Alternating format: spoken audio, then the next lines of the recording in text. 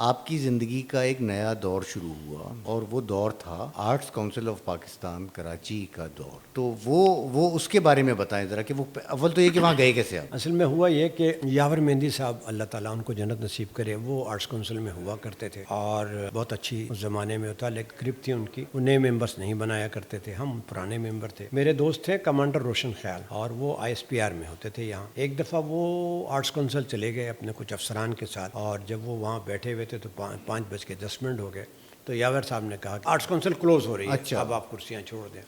بس یہ بات ہم لوگوں کو ناگوار گزری. شام تک ہمیں پتہ چلا کہ بھئی اس طریقے سے ان کو وہاں سے ہٹایا گیا، تو یہ بات ہمیں اچھی نہیں لگی.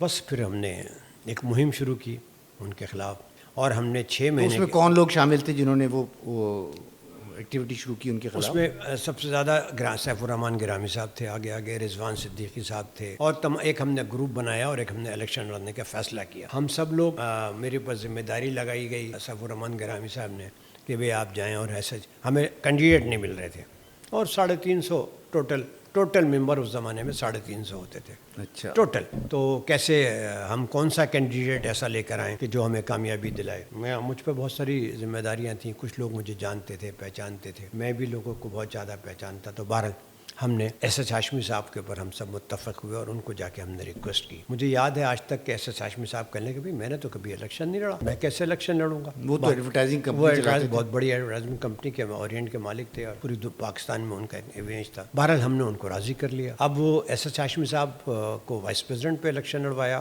گرامی صاحب جنرل سیکرٹری رہے، میں ٹریزرار، اور باقی ہم نے کچھ اور اپنے لوگ کھڑے کیے. پروفیسر سیر انصاری صاحب کو بھی پہلی دفعہ ہم نے الیکشن میں حصہ لے کر آیا اور ان کو کھڑا کیا.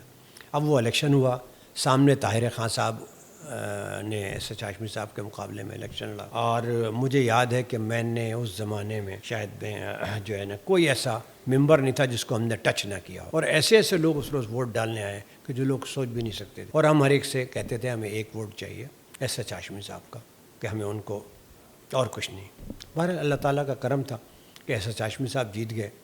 ایک سیٹ وہ ملی ہمیں، اور ایک سیٹ سحر انصاری صاحب کی ملی. یہ ہمارا پہلا الیکشن. سحر انصاری صاحب گورننگ باڈی کے گورنر باڈی کے ریونج. بہرحال وہ بھی 2 آدمی جیت گئے. اور باقی ہے اس سال کے بعد ہم کنٹینیوسلی وہاں الیکشن لڑتے رہے، اور الیکشن ہی کا رزلٹ تھا کہ آج آرٹس کونسل جو ہے نا وہ بہت بڑا ایک ادارہ بن چکا ہے. جب احمد شاہ صاحب اس کے اندر ماشاء اللہ بہت بڑا کام کر رہے ہیں.